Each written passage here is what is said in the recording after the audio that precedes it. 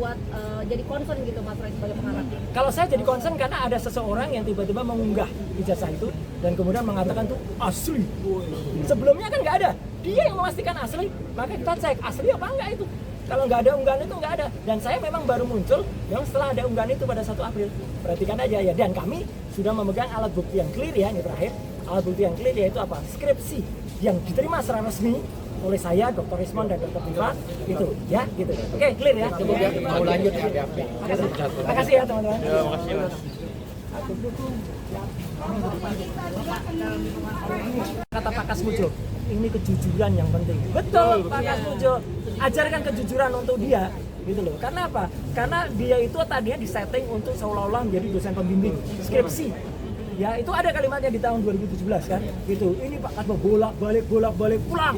Gitu, galak banget gitu. Dan dia udah, terima kasih Pak Kasmo yang telah membimbing skripsi saya. Jelas kan skripsi. Tapi ternyata nama Pak Kasmo juga nggak ada di skripsinya.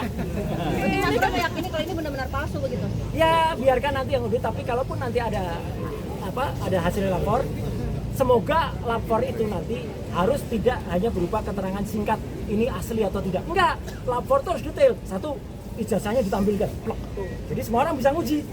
Sama enggak itu yang diunggah oleh si kader partai itu? Kalau beda, berarti kader partai itu menyebarkan hoax. Gampang kan? Ya. Kalau sama, berarti saya menganalisis gambar yang sama. Nggak bisa lagi dah dikejar-kejar. Yang kedua adalah hasil itu jelas. Kertasnya apa? Itu carbon datingnya bunyinya apa?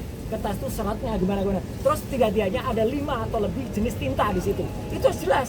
Tinta pertama tulisan ijazah, terus dikeluarkan bla bla bla Undang-Undang Gajah Mada, itu tinta pertama.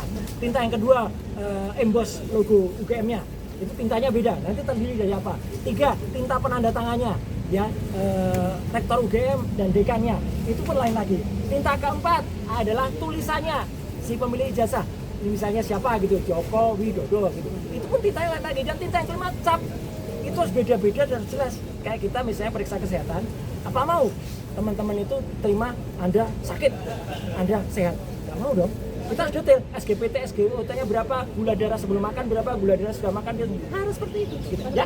Download Tribun X sekarang, menghadirkan lokal menjadi Indonesia.